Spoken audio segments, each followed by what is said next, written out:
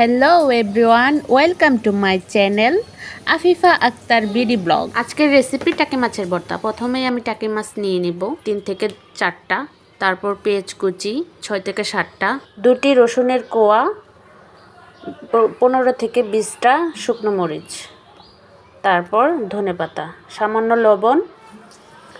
প্রথমে আমি পেঁয়াজগুলো খুব ভালো করে সুন্দর করে কেটে নেব।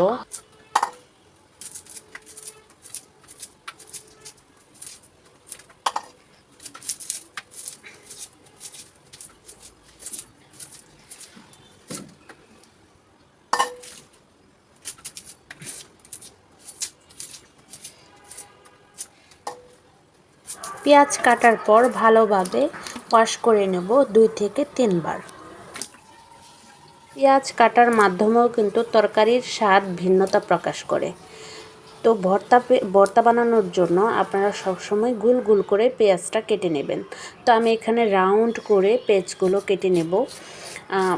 ভর্তার জন্য পেঁয়াজ রাউন্ড করে কাটলে শুকনো মরিচ আর লবণ যদি আপনি কেটে মাখান, তাহলে দেখবেন আপনার ভর্তার স্বাদটাই ভিন্ন হয়ে যাবে। তো আমি সব সময় পেঁয়াজ গুল গুল করে কেটে তারপর ভর্তা বানাই। তো এর জন্য আপনাদেরও এই টিপসটা আপনাইলাম, যাতে আপনাদের উপকারে আসে।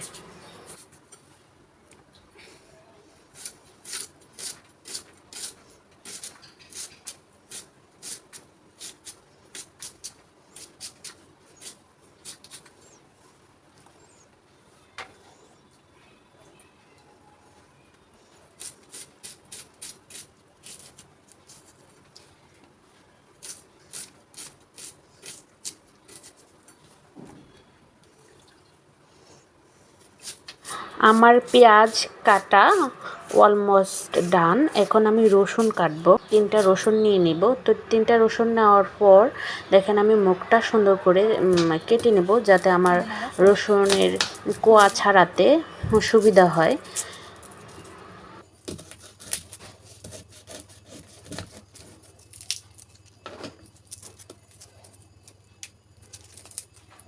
তুমি কানে শুরু করো, যেটা এই মন করছো না, পরে আর দিছো একটু কাকে দিবা।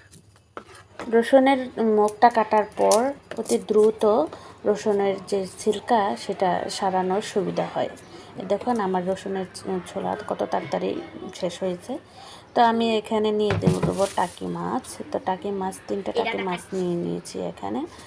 তো আমি টাকি মাছটা যাতে সিদ্ধ ভালো করে হয়, ভিতরে যেন কোনো কাঁচা কাঁচা না থাকে, এর জন্য আমি হালকা করে কেটে নেব।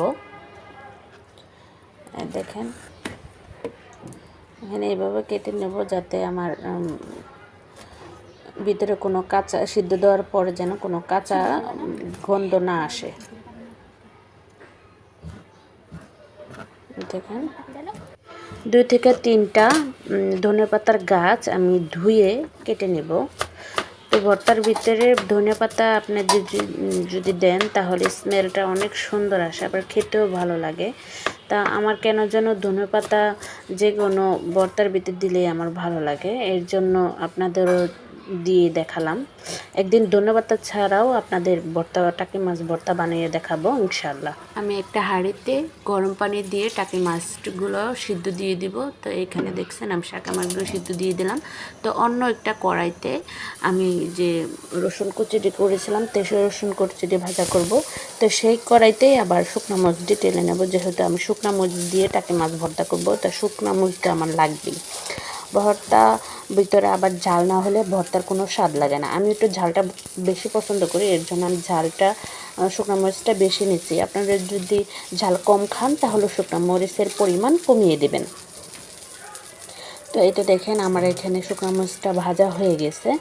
একদম ভাজা ভাজা করে আমি অন্য একটা বাটিতে উঠিয়ে নেব, যাতে পুড়ে না যায়। শুকনো মরিচ ভাজার সাথে সাথে কিন্তু মুচমুচে হয় না।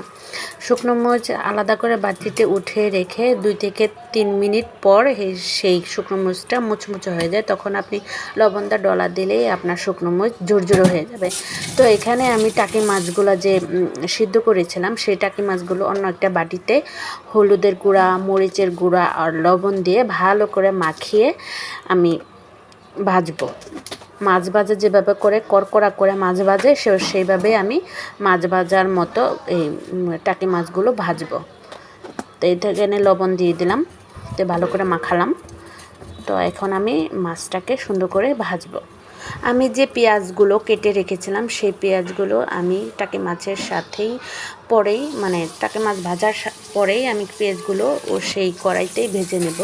তো আমার এখানে টাকি মাছ ভাজা শেষ। দেখেন কি সুন্দর, মানে অনেক ভালো করে আমি মচমচে করে ভেজে নিয়েছি, একদম কড়কড়া করে লাল লাল করে। তা আপনারাও এভাবে ভেজে তারপর ভর্তা বানিয়ে খেয়ে দেখতে পারেন। আমার কাছে কিন্তু অনেক ভালো লাগে এভাবে ভর্তাটা করে নিলে। আর হয় কি, কাঁচা পেঁয়াজ অনেকে খেতে চায় না, তো কাঁচা পেঁয়াজ খেলেও মুখটা গন্ধ করে। আমাদের ইসলামে কাঁচা পেঁয়াজ খেয়ে মসজিদে যাওয়া নিষেধ।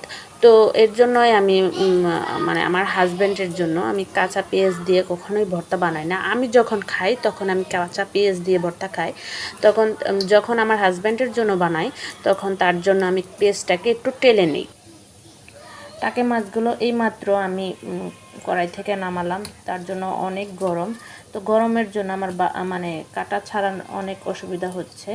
তো আমি কাটাটি সুন্দর করে মানে খুব ভালো করে কাটাটা ছাড়াবো, যাতে আমার খাওয়ার সময় মুখে না লাগে।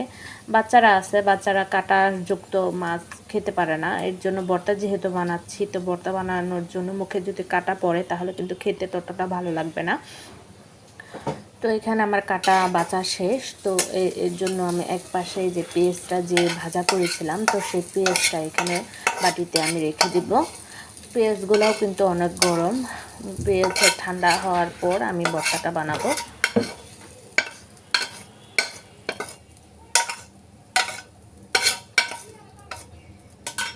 পেঁয়াজ ভাজাগুলো ঠান্ডা হয়ে এসেছে। তো এক পাশে আমি পেঁয়াজ ভাজাগুলো রেখে এখানে আমি শুকনো মরিচগুলো টেলে রেখেছিলাম, সেই শুকনো মরিচগুলো লবণ দিয়ে এখানে মাখিয়ে নেব। তো দেখুন আমি এখানে শুকনো মরিচ লবণ হালকা একটু লবণ দিয়ে মাখিয়ে নেব।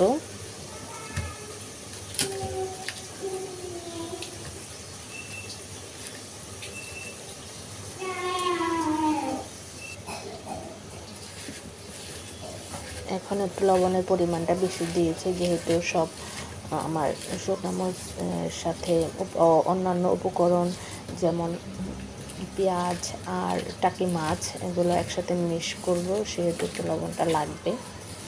তো আমি একটু লবণটা বেশি দিয়ে নিলাম। আপনাদের স্বাদ মতো আপনারা লবণ দিয়ে নেবেন। তো তারপর আমি কেটে রাখা ধনিয়া পাতা কুচি টাকি মাছের ভর্তার সাথে ভালো করে শুকনা মরিচ, পেঁয়াজ আর টাকি মাছ একসাথে ভালো করে মাখিয়ে নেব।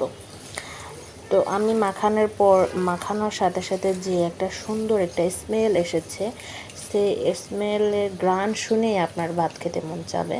তো আমার কিন্তু আমি যে এখন মাখাচ্ছি, মানে পরে যে ভিডিও এডিটিং করতেছি, ভয়েস দিতেছি, তখন কিন্তু আমার অলরেডি আমার মুখে পানি এসে পড়েছে। আমি কিন্তু খেয়েছি, তারপর আমার মুখে পানি এসে পড়েছে ভর্তার মাখানো দেখে।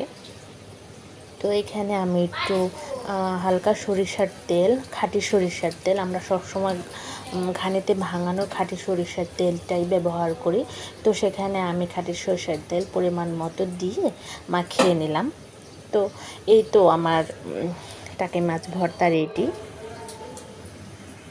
তো আমার ভিডিও যদি আপনাদের ভালো লেগে থাকে তাহলে অবশ্যই লাইক, কমেন্ট এবং